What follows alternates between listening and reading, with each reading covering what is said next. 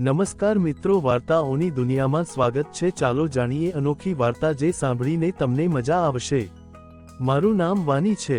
હું 35 વર્ષની મહિલા છું અને રાજસ્થાનની રહેવાસી છું।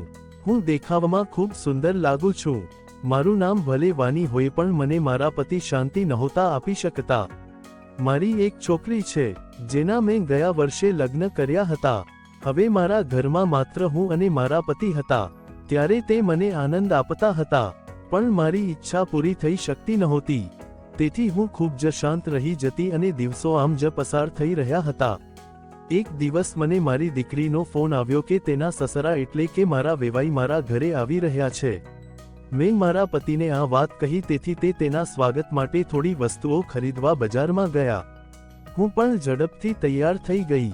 લગભગ કલાક પછી વેવાઈ ઘરે આવ્યા। તેનું નામ રાજ હતું। તે 40 વર્ષના હતા। મેં તેમને નાસ્તો કરાવ્યો, પછી તે મારા પતિ સાથે વાત કરવા લાગ્યા। થોડા સમય પછી મારા પતિને ઓફિસમાંથી ફોન આવ્યો, તો મારા પતિએ કહ્યું, તો વેવાઈનું ધ્યાન રાખજે, મારે ઓફિસ જવાનું થયું છે અને હું સાંજ સુધીમાં આવી જઈશ। મેં કહ્યું ઠીક છે। પછી મારા પતિ ઓફિસ ગયા। બપોરનો સમય થઈ ગયો, તેથી મેં રાજને ભોજન કરાવવાનું શરૂ કર્યું। તેમને ભોજન પીરસતા મારો સાડીનો પલ્લુ નીચે પડી ગયો। રાજની નજર મારા પર પડી। તે મારી સામે જોવા લાગ્યા। મેં ઝડપથી મારો પલ્લુ સરખો કર્યો, પણ હવે તેની નજર સતત મારા પર આવવા લાગી। મને પણ આની ખબર પડી ગઈ કે રાજ મારામાં રસ ધરાવે છે। વર્ષોથી દબાયેલી મારી આંખ ફરી ભડકવા લાગી।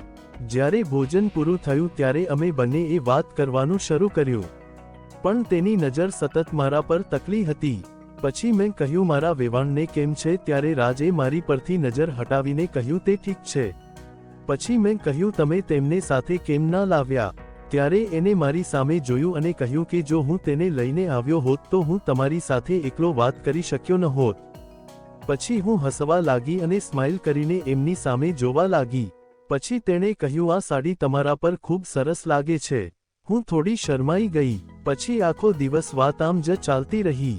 મારા પતિ ઓફિસેથી પાછા આવ્યા અને પછી અમે રાત્રિ ભોજન કર્યું।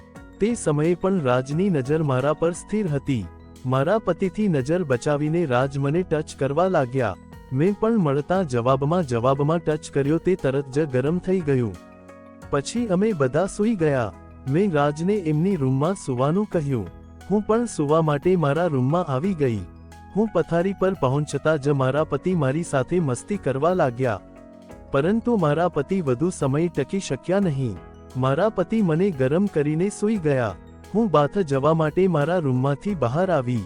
બાથનો દરવાજો ખોલતાની સાથે જ હું ચોંકી ગઈ, કારણ કે રાજ બાથમાં હતા અને તેમણે તરત જ મને પોતાની તરફ ખેંચી।